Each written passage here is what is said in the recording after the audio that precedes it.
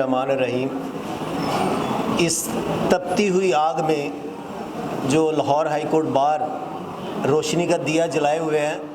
ہم ان کو خراج تحسین پیش کرتے ہیں اور ان کو سلام پیش کرتے ہیں کہ انہوں نے یہ جو رول آف لاء کے لیے تحریک جو ہے اس کو جاری رکھا ہوا ہے۔ بات تو یہاں پہ رول آف لاء کی ہوگی، لیکن میرے سینئر موسٹ مقصود بٹر صاحب نے چیف صاحب کی بات کی تو میرا بھی ٹاپک چیف صاحب ہی ہے۔ عرض یہ ہے کہ مجھے ڈرافٹنگ نہیں آتی، اور چیف صاحب نے جو باتیں کی، چیف صاحب پہلے مجھے اپنا حال یہ بتائیں کہ جی ایچ کیو کے کہنے پہ جب کوئی بندہ آئین اور قانون کے تحت جسٹس نہ رہا، جب آئین اور قانون کے تحت کوئی بندہ چیف جسٹس نہ رہا، تو آپ جی ایچ کیو کے چونکہ پٹھو تھے اور آپ ڈائریکٹ ہائی کورٹ کے چیف جسٹس بنے، یہ کیا آئینی اور قانونی اور علمی بات تھی؟ اور کسی بھی ملک میں وقت کا قاضی جو ہوتا ہے وہ بنیادی حقوق کا کسٹوڈین ہوتا ہے، اور جو کسی بھی ملک کی رایا ہے اس نے اپنے حق حقوق کے لیے، اپنی آزادی کے لیے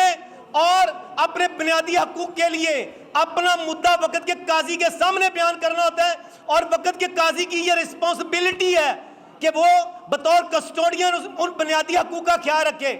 چیف جسٹس صاحب، آپ پیسہ بھی آپ کے پاس آ گیا، عہدہ بھی آپ کے پاس آ گیا،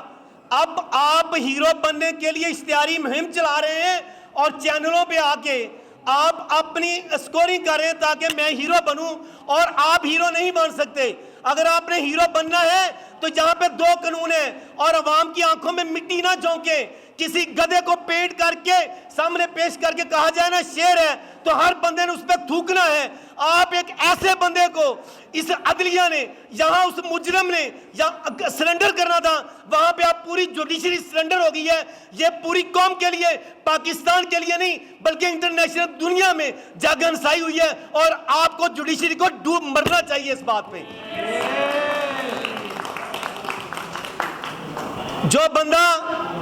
جو بندہ سب سے، میں نے پچھلی دفعہ بھی شاید کہا تھا کہ ایک ڈاکو تھا، ڈاکو اس کا نام تھا محمد خان،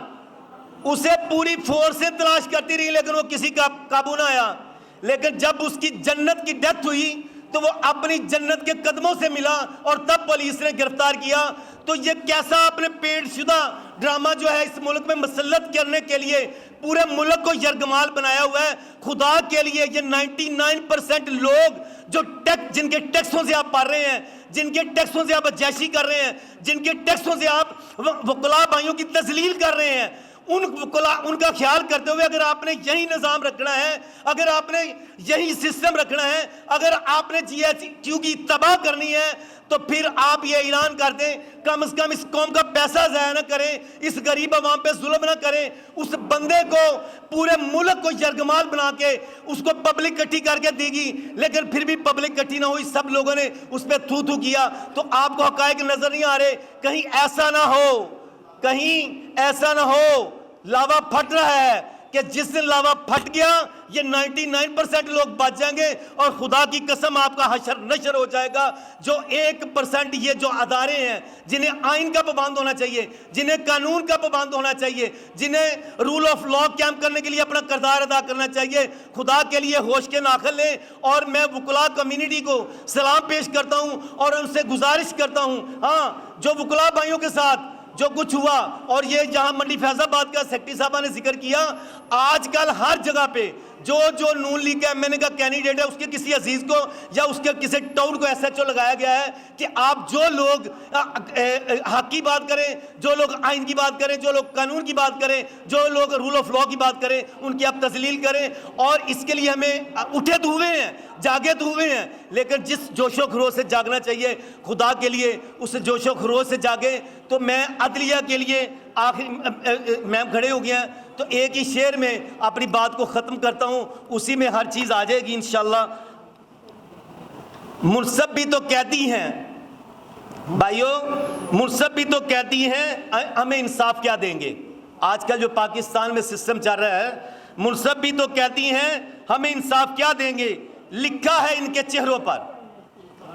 لکھا ہے ان کے چہروں پر، ہمیں جو یہ سزا دیں گے۔ شکریہ۔